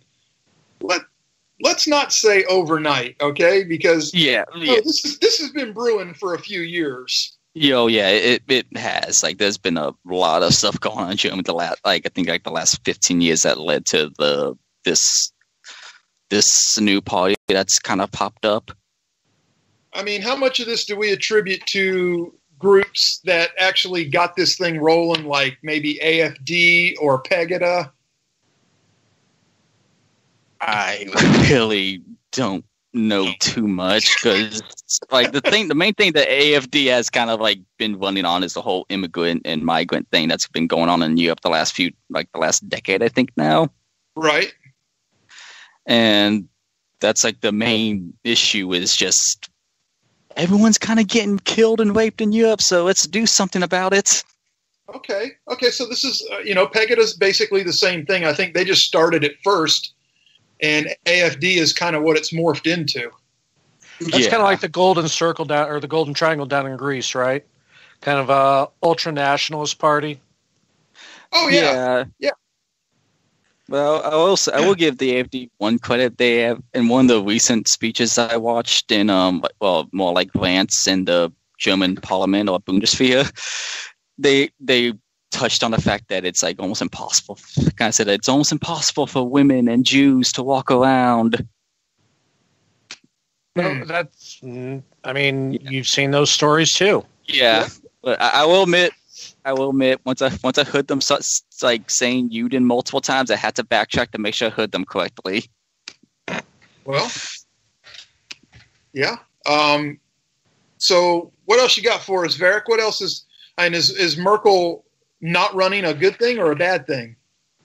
It seemed to me it's a good thing because she has kind of royally screwed you up in general because she was the one who spearheaded the whole "let's let everyone in" policy. Right. Okay. So, I'll buy that. So yeah, Merkel stepping down is to me a good thing. It's just kind of a matter on who replaces her in the party. Okay. Well, let's get Brad in on some of this. Come on, Brad, jump in. I know you love this stuff. Well, I mean, for one, let's not overreact here. It's not as if Merkel's leaving next week. She's stepping down in 2021. So yeah, this is kind of like she's doing kind of like a Barbra Streisand or Cher farewell tour going on here. She's going to be around for a while. Elton John. Yeah, exactly. How many times can you retire exactly? But with, Billy Joel in somebody's living room. I was going to think it's the guys from Kiss. Brought it back around. The thing that cracks me up about Merkel, though, is, with her old immigration policy, I mean, for years, it was, her at the lectern looking at America and, you have to let these people in. You have to be open-minded. You people are so evil over there in America. Yeah. And then she steps down, turns around and sees what happened to her country. And she's like, oh, crap. And, it's kind of like we're just shaking our heads now and go, tried to tell you, but okay, whatever. So I think it's going to be the thing is, I mean, in 3 years, so much can change, just even with these new parties you're talking about rearing up, whether or not they'll last, whether or not they're going to have that much influence by that time. Right. But, she kind of went from being, the supreme leader of that entire continent to, wow, she's still here? One of those in what, a period of 5 years, maybe? Yeah, it's, that whole, her whole stance of just, lecturing us about proper immigration policy. And now she's, effectively cleaning up the mess of all the people that are living in her basement now without her permission. Well, that kind of was part of what led to Brexit and a lot, some of the other countries like Romania and Poland sealing their borders. They're like, no, nobody comes in. You're not going to dictate to us. And I kind of think that, she put Brexit on the ballot unintentionally. Well, you talk about those countries walling off their borders. Look at the crime rate differences too, for them having done that. Yeah. I mean, I don't know if anybody's ever looked at the crime rate differences like I have, but you study for your show, G. We fly by our pants here on FOOBAR. But I get it. So okay, let me play a little devil's advocate, and let's drag Rick into this too, and I'll throw this out there. We've got people on the other side of the Merkel coin that are screaming that Europe is going to be in turmoil because it's been her guidance that has led to the economic stability of the EU. And they don't know who's going to replace her or how they're going to do it, or whether they're going to be able to carry on in the same way, or if it's going to be another party. And basically they're saying the EU is just going to be in complete and utter chaos with Merkel leaving combined with Brexit. Rick? I mean, I don't know. From what I've been reading, it seems like the EU is just going to implode no matter what happens. Well, I mean, here are my thoughts on Merkel, because everybody, when Merkel hit the stage and she was doing all this, these lecturns and everything else, all the left was like, check her out, she's the Hillary Clinton of Germany, she's awesome. And now Germany said, you like her? We're going to treat her just like you guys treated the actual Hillary Clinton and get her the hell out of here. Well, and there's nothing wrong with that. They can both pack their pantsuits and go, as far as I'm concerned. Right. Yeah, and every race and poll I've been seeing in Merkel's party has been polling at all-time lows. Normally it's just over in Eastern Germany where Merkel probably doesn't do well, but in West it's starting to fake meld into Western Germany, especially in Bavaria. Well, right. That kind of tracks though, because you have Eastern Germany that was under the progressive policies of the Soviet Union and the Eastern Bloc for 40 years. So of course they're going to be more resistant to, we've already seen this movie. We just saw this 30 years ago before the wall fell, and you guys were covered by America the whole time, and you got to be all libertarian and libertine is anyway. Yes. So yeah. Yeah, so in the whole AFD party, they essentially kind of was born in Saxony, which is south of Berlin. So they kind of were born into the whole Soviet, the most part of Germany as the most Soviet controlled by the Soviets. I can't speak. The wine is coming in. The wine is starting to affect the Manischewitz is hit. That's it. Yes, that hits. So let me play a little more devil's advocate here and go back to what I was talking about with Merkel. God, and I hate defending her. I hate sounding like I'm defending her because I'm not, but I'm just I'm drawing some interest here and trying to keep a topic alive. But it's playing devil's advocate for Merkel. Yeah, I mean, this sucks, but okay, so I get to moderate, so I have to do this. So, and that's how it is. Short straw loses, right? But what about her as far as being a foreign policy anchor, basically for all of Europe? We can look at maintaining the economic sanctions against Russia after the Ukrainian conflict, Crimea. other European countries that were far less enthusiastic that, got on board because of her. I know she has a liberal version of conservatism, but it's, she's been that person until like right now. Yeah, Europe's attitude towards the Crimea thing and Merkel leading that. I mean, yeah, they did their sanctions, they did their bit, but it's like they still have the shadow of the Soviet Union hanging over. And I'm sorry, Russia is not is not a projected power anymore. They are a regional power at best. I mean, we were talking about it before the show when their one aircraft carrier that was in a dry dock sank. So, I mean, why Europe didn't stand up stronger? Like you were talking about, they kind of drug their feet into that. I don't know. I don't know what Europe's thinking on that. Yeah, I don't either. But, I mean, they would have done nothing had it not been for her. Right. Well, that's true, too. They would have just kind of all hemmed and hawed around it, it just boggles my mind.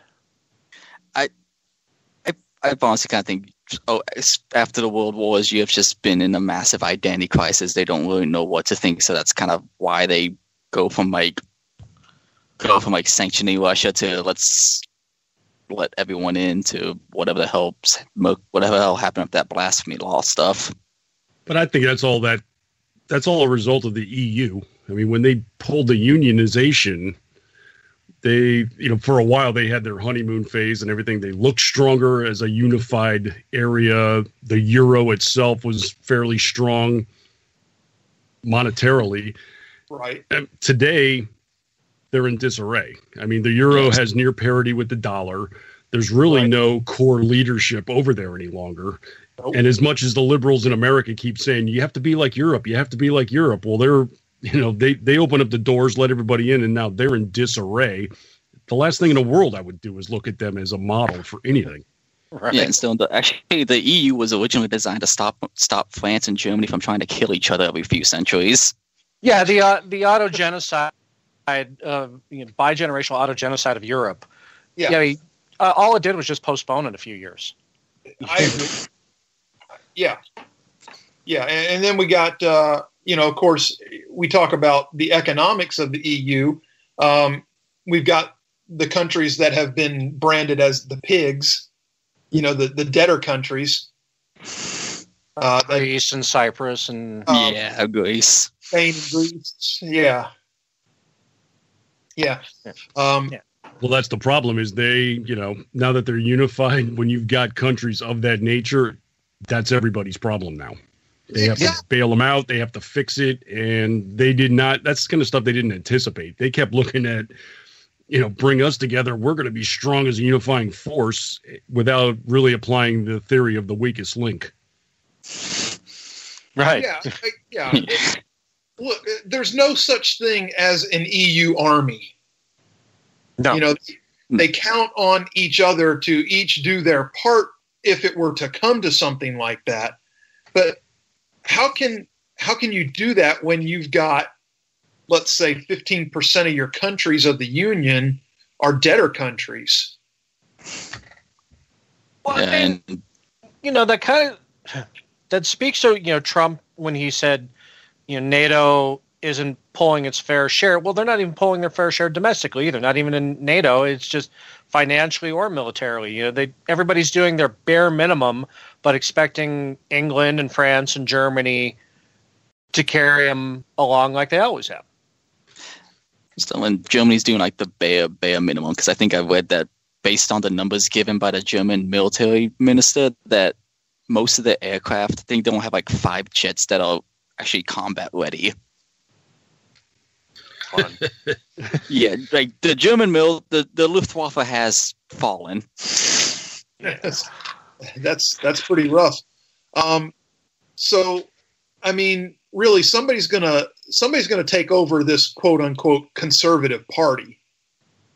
Yeah, I've seen names tossed out, but I mean, I don't know who any of them are, so I'm gonna have to look into these people. The names mean nothing to us over here right now because they're probably just local and regional politicians in Germany right now.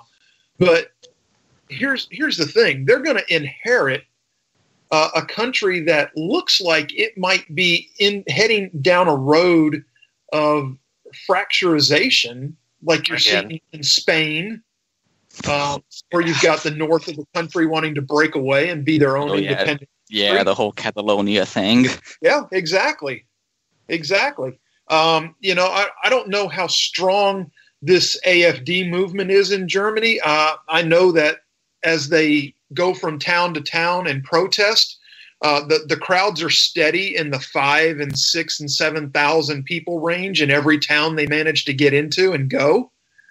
I know that's not tilt the world over, but I mean that's pretty strong when you start talking about getting into towns. Hamburg isn't exactly the biggest town in Germany. If you can turn out 7,000 people for that movement in Hamburg, I'd say that's pretty strong. Yeah. So actually, even though Hamburg isn't really that big of a town, it is like important in the German political system just because of what it is. It's a massive port city. Of course. And those workers are tired of it. That's what it boils down to. Now, as long as they're tired of it in the right way, and we're not seeing like another Bolshevik revolution type thing set up. and we don't need what happened in the 40s to happen again. No, even in the 30s. But well, Trump is taking care of that. Supposedly he is Hitler, so. Yeah, he is literally. Oh, he's like worse than. Didn't I see something that like don't compare Trump to Hitler because it belittles Hitler? Yeah. God, I hate our media so much. What? I forgot what site posted that. That was in the Atlantic. I mean, we have just had the most garbage takes over the last week. You had that in the Atlantic. You had. And Adam Davidson from the New Yorkers saying that pro-Israel Jews are anti-Semites. And Trump is trying to turn America into a white ethno-state. I hate. Well, you also had what's her name, Julie Eihoffer. She said that Trump's pro-Israel stance, especially moving the embassy, was anti-Semitic. And also the reason why Pittsburgh happened. I mean, they're so desperate to blame him for Pittsburgh. I mean, I wrote about this with our favorite guy Tater this morning. I did a piece actually about their. I'm sorry, what was his name? Oh, I'm sorry, Brian Stelter. I think he usually goes by that professionally. I have a history of Brian Stelter. Is his last name with that nickname Salad? Yeah, exactly. Tater salad. Don't be a good day, Tater. He's helping forward this old agenda of Donald Trump being anti-Semitic and inspiring the shooter when, Trump's just solidified our relationship with Israel more than any president probably since Reagan almost. Yeah. And he's taken some very anti-Palestinian moves here in the States. I mean, he shut down, I think, one of their embassies and, pretty much made it clear he's on Israel's side. Oh, not to mention the fact that he's got immediate family members who are Jewish. Huh. Yeah, everyone seemed to kind of forget that. Overlook that. But this is the funniest part. When you dive into the social media of the shooter, the guy hated Trump because he was not anti-Semitic. He actually said, I have never worn nor never touched a MAGA hat. And he said that Trump is actually controlled by the Jews. You explain to me how Trump motivated him to shoot the Jews. The ratcheting up of the rhetoric. Trump is literally worse than Hitler, but we've got to tone down the rhetoric. Yeah. Republicans just want a white ethno-state. Yes. This is where I took Stelter to task. How many of you guys saw the New York Times piece last week? It was the day before the bomb story broke. They actually printed a Trump assassination article. Yes. Yeah. That was just insane. And these are the same people telling us to tone down the violent rhetoric. They're doing Trump snuff fanfic on the New York Times. Yeah, Jon Stewart said it best last night too. He had an interview with Christiane Amanpour, and it was him and was it Dave Chappelle? He said the media is losing with Trump because he attacks their narcissism. Yeah, true. No, and he told Chris, he said, "You're not going to win that fight." Because he knows how to push your buttons. And while he's pushing your buttons, he is sliding through the legislation and his policies and everything. And he doesn't have to talk about that. He wants to get something done. All he has to do is insult somebody at CNN or New York Times or WAPO, and the media focuses on that while all the courts are getting stacked with conservative judges. Brilliant. Everybody talked about his 4D chess during the election. There you have it right there. I don't think he's doing that. I think that, like we talked about earlier, he's just, doing the song and the dance while the real, power. Yeah, exactly. No, he only has to play one-dimensional chess because the press is focused on checkers. Yeah, he just... Gotta take a break. Rick's gonna push...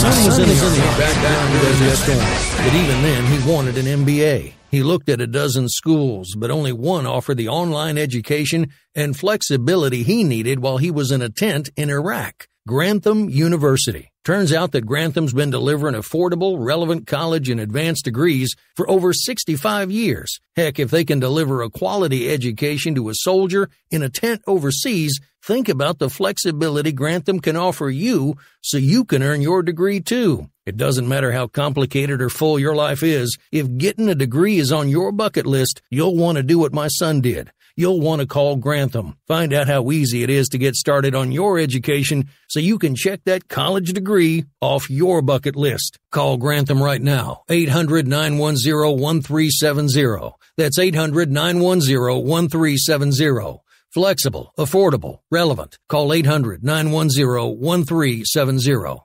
Tired of paying outrageous prices for Viagra? Well, we have great news for you. Now you can finally get Viagra at huge discounts. Healthy Man allows you to save up to $500 on Viagra. Why pay U.S. pharmacy prices of $15 per pill or more when you can get Viagra for less than $3 a pill? Call today and get 40 Viagra pills for only $99. This can cost as much as $600 at your local pharmacy. You can't afford not to call us. If you want Viagra at the lowest prices, never pay $15 a pill pharmacy prices again. Get Viagra for less than $3 a pill. Call 1-800-516-7602 today and save up to $500 and get 40 pills for just $99. Healthy Man is fast, easy, and affordable. Operators are waiting at 1-800-516-7602 to take your call right now. Call 1-800-516-7602. That's 1-800-516-7602. Again, 1-800-516-7602.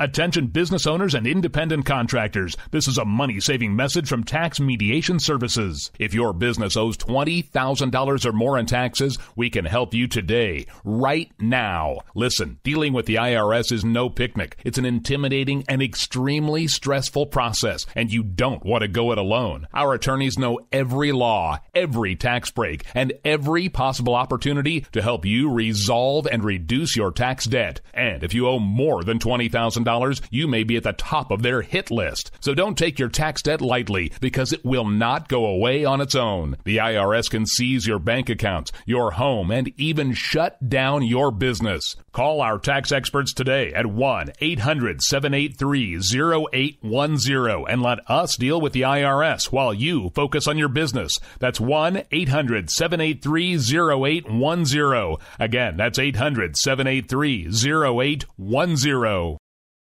Night and a drink of rum.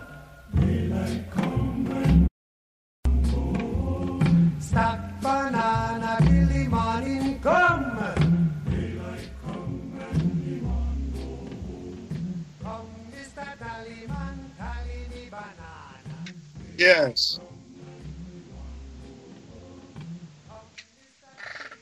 Tally me banana. Welcome back. You can tally mine at 1 because that's where it stops. I'm not a freak of nature or anything like that. You're not a furry? No, I don't do that kind of thing. Not that you know of anyway.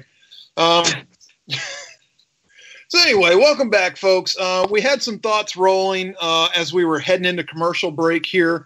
Let's start rehashing that again, guys, and go into where we kind of led into with the commercials, if you will, and then we'll try to end this thing on a little fun note before it gets too far gone, because we've only got about 22 minutes left before we got to give it back to Rick. But before we do that, I want to know where the complaint box is.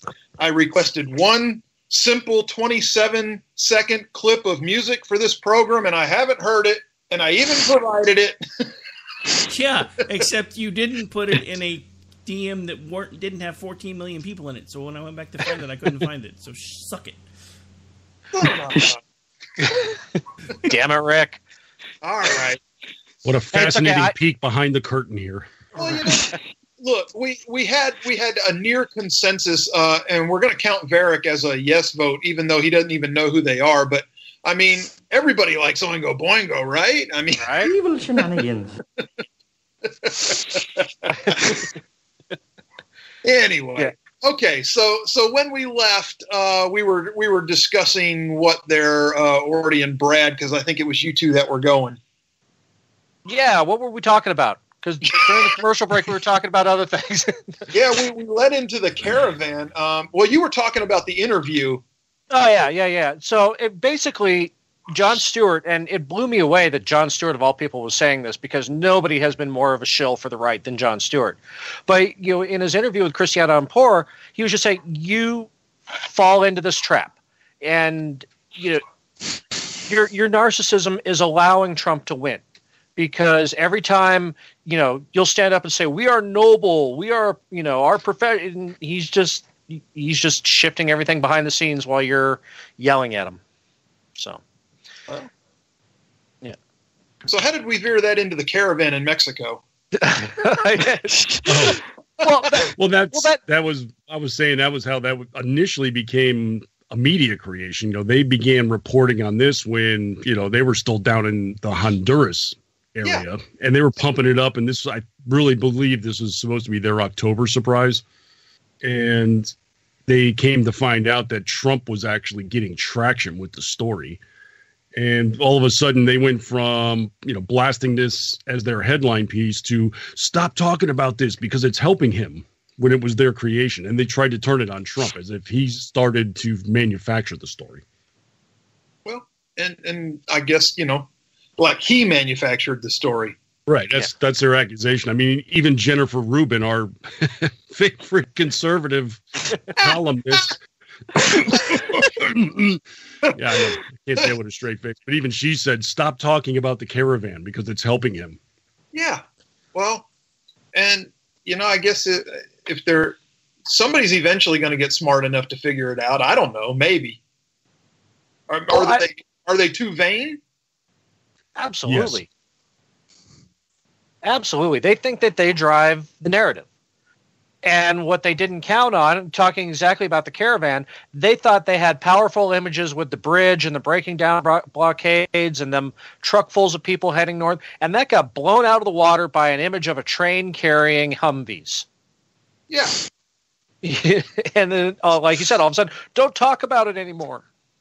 Yeah. Well, the funny thing is, too, I saw a number of, I guess you could say, man on the Calle interviews. They were talking to a number of people in the caravan, and I saw at least 3 or 4 times somebody would say, yeah, I want to get back to Arizona, or I want to go back to my Colorado area. And they're like, oh, really? You used to be there? Yeah, but then I got deported. Yeah, I saw the one guy for murder. One guy that, attempted murder, and he's going to come and ask for a pardon.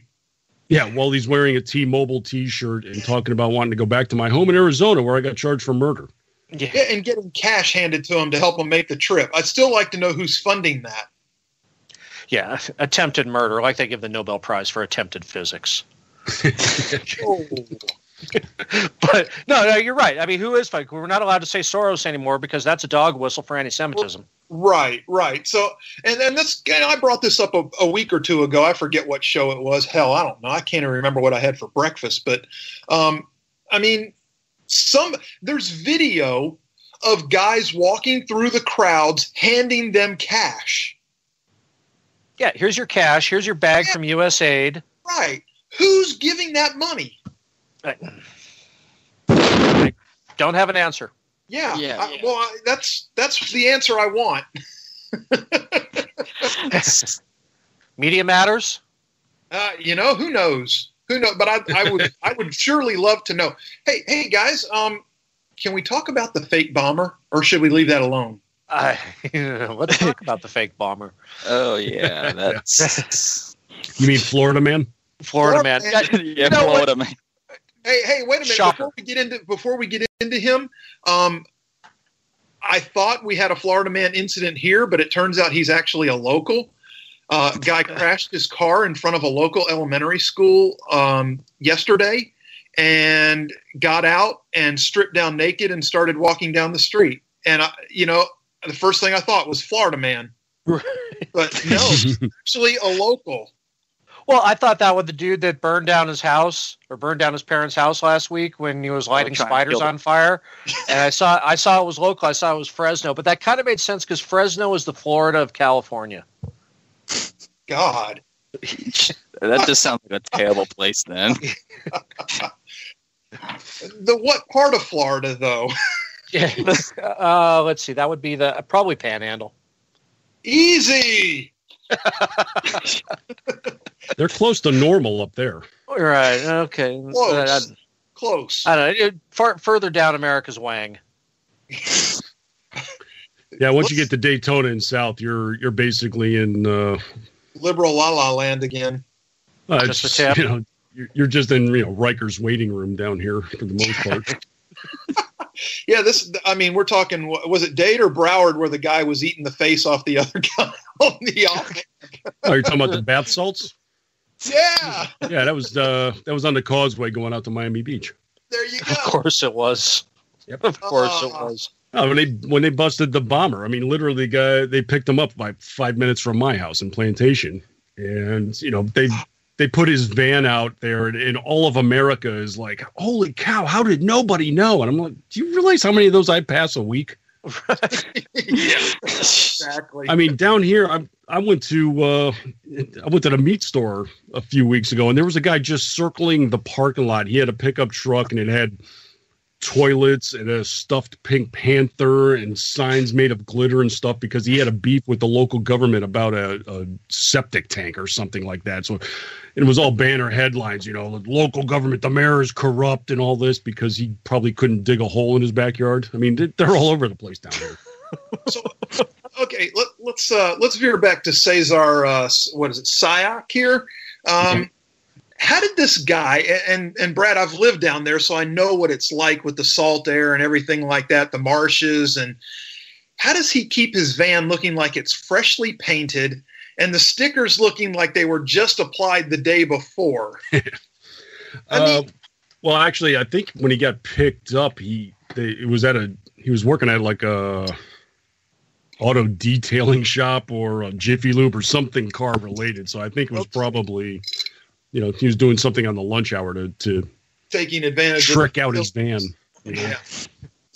Yeah, because when I first saw that, I was like, okay, I was reminded of that scene from Close Encounters of the Third Kind with all the Army vehicles put on like Piggly Wiggly sides on their trucks when they're rolling out to meet the aliens.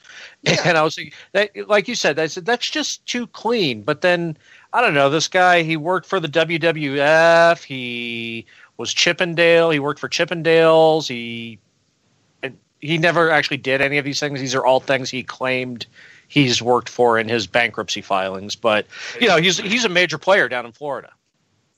Well, yeah, everybody down here, you have to understand, is either a club promoter or a record producer. Yes, that's all everybody is down. I work with like 4 quote record producers.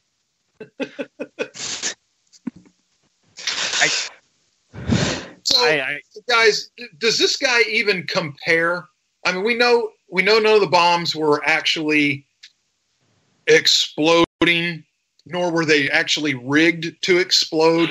Does this guy compare to the Ricin mailer? No, because nobody could have gotten hurt. The Ricin mailer was serious. Yes, he was. Well, he was, but I think you have a perfect equivalency where technically what they sent wasn't going to hurt people, but it was done, in a terroristic fashion, I guess you could say. Absolutely. Terrorist threat, no doubt. But here, and this is what I wrote about with the Stelter piece today, that, we know all about the bomber, quote unquote. We don't know anything about the Ricin guy. Oh, because he targeted Trump, he targeted the military, he targeted conservative people. Right. So there's no exploration of his social media, and there's no blame being cast on the press for inspiring him. And what do we still know about the Vegas shooting? Absolutely nothing. Nothing. Yeah. Absolutely nothing. Which, that's a year ago. That's over a year now. Yeah, just over a year. And, yeah, that's like that whole thing creeps me out. Yeah, it doesn't pass the sniff test whatsoever. But yeah, like, you were saying, once again, this goes back to the media where the Ricin bomber is like, oh, well, that just happens. White powder gets sent to politicians all the time.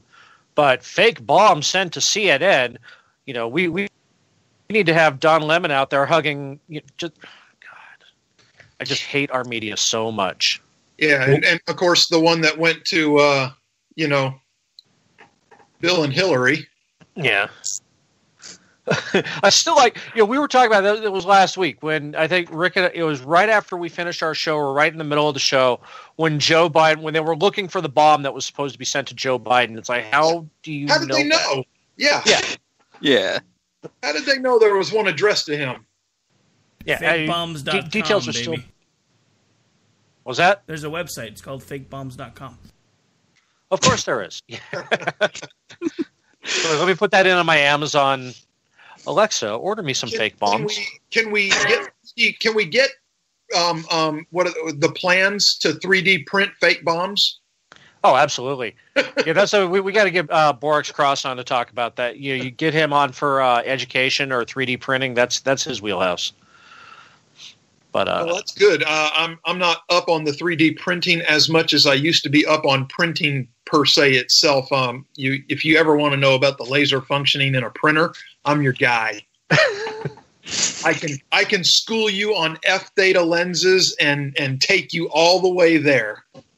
You got to remember to do that in DM whenever we need to bore the hell out of Foo. Yeah.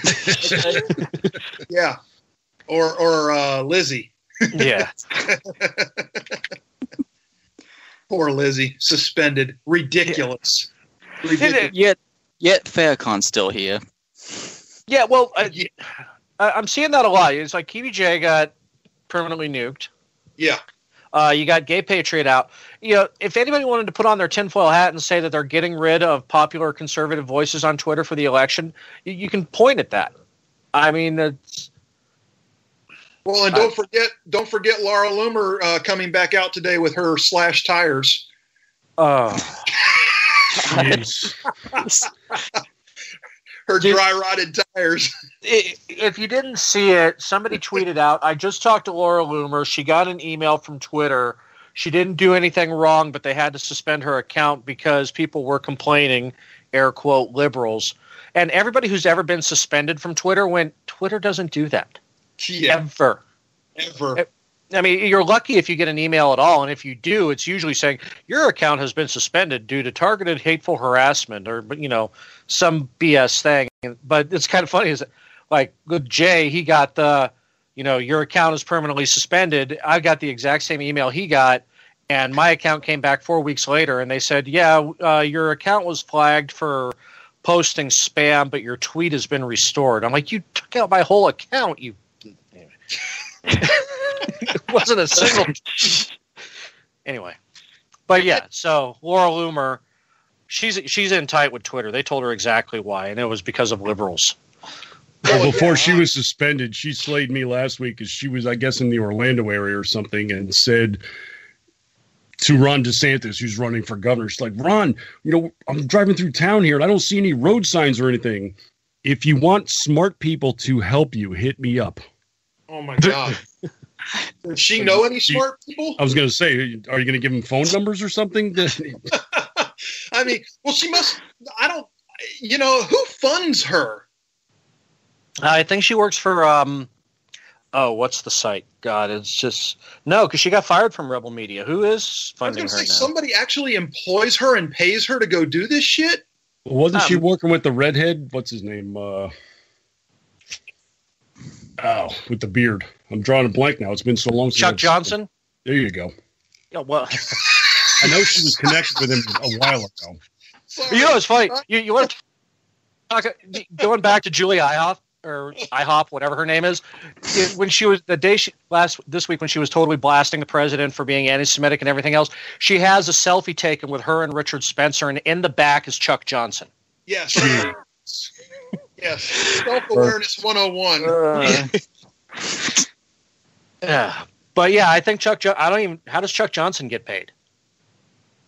How do these people get paid? Exactly. I have no idea. Be jaunting all over the country doing this bullshit that they call reporting and getting money for it.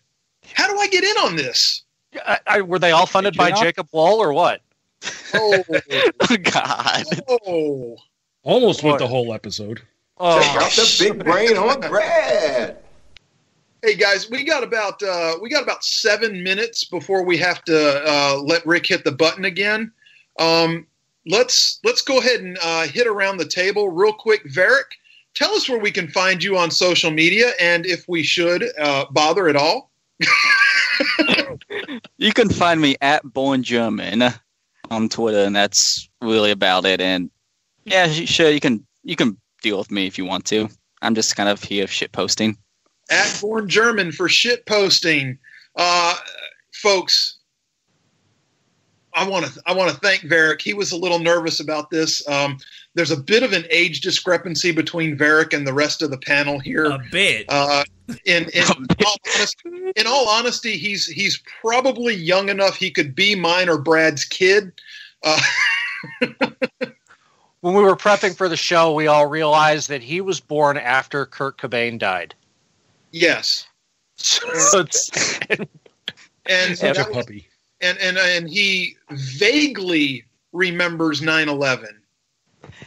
Yeah, that's what happens when you're born in 1996. But you know, for being young, you got your head on straight. So good on you. Yeah, that's it. Yeah. That's it. Okay, next up, Brad Slager. Tell us where we can find you. Give us all the details because you're coming back in a couple of weeks. So. Well, I'm in a variety of areas. You can read my stuff over at either Red State or The Federalist. If you're into bad movies at all, I do something called a DVD autopsy occasionally over at Hollywood in Toto. You can find me on Twitter at Martini Shark.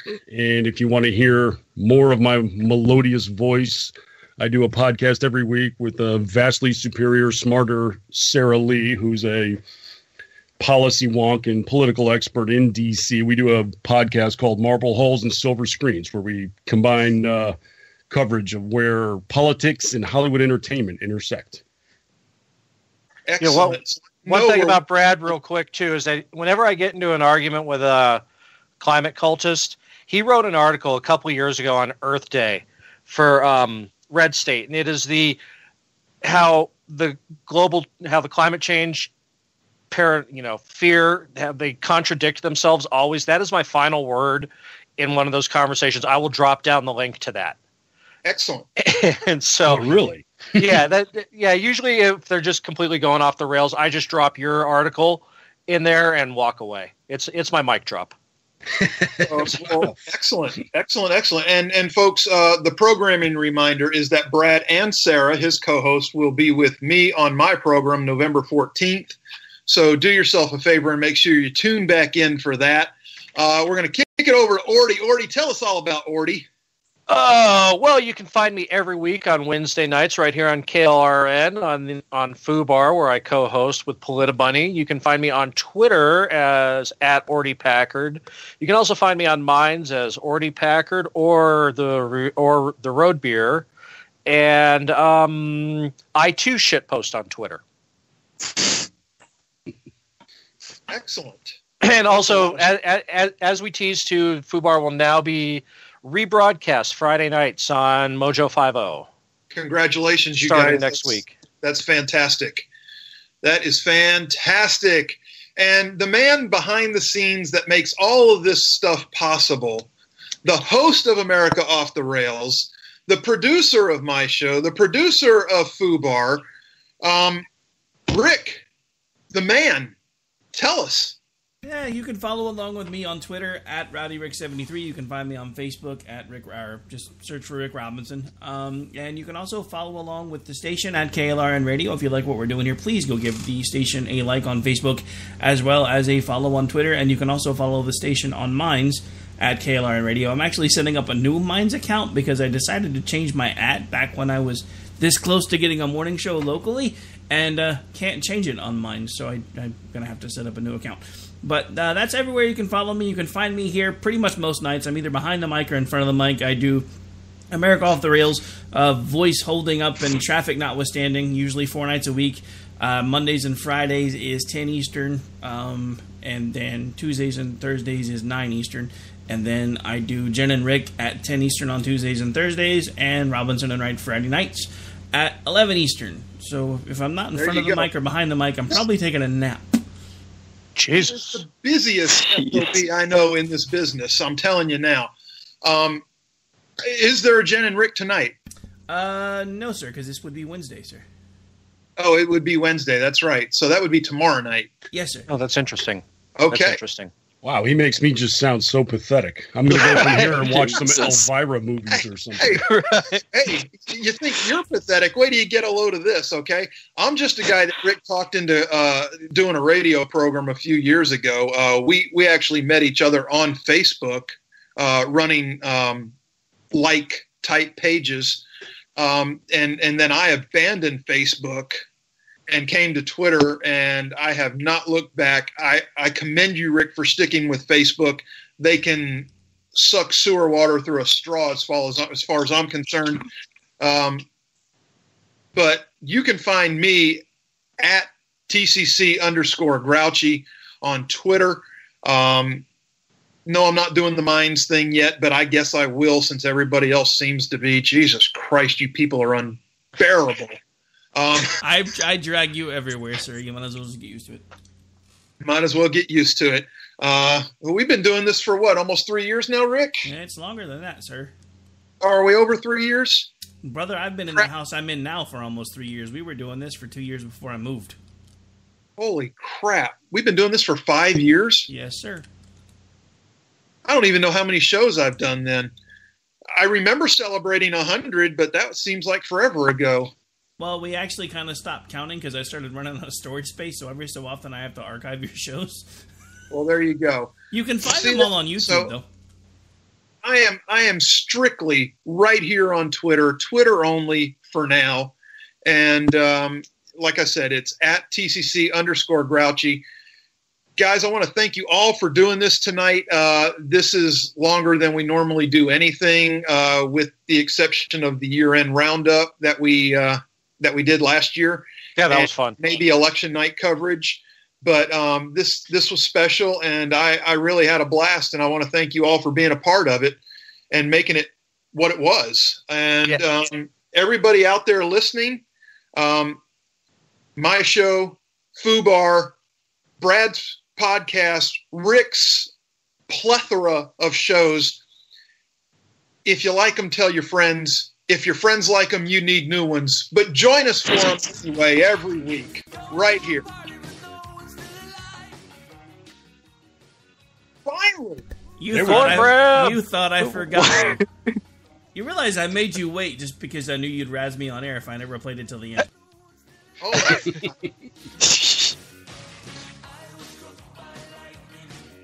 All right, folks, that's going to do it for the KLRN Radio 2-hour Spooktacular. TCC meets FOOBAR and beyond, the mashup, the crossover, whatever you want to call it. Stay tuned. Here in about 60 seconds, I will be back with America Off the Rails. I have a very special guest from Right on Crime, Andrew Spino, formerly with KOKC, KOCO Channel 5, the ABC affiliate here in Oklahoma City, will be joining me, and we will be talking criminal justice reform. So you guys stay tuned. For everybody that joined us tonight, thank you. I know a lot of you had other things you could have been doing, but listen to a bunch of guys sitting around talking about politics and Alyssa Milano in a terrible costume. So thank you for spending your Halloween with us. For those of you hanging around for America Off the Rails, we'll see you in just about 60 seconds. Stay tuned.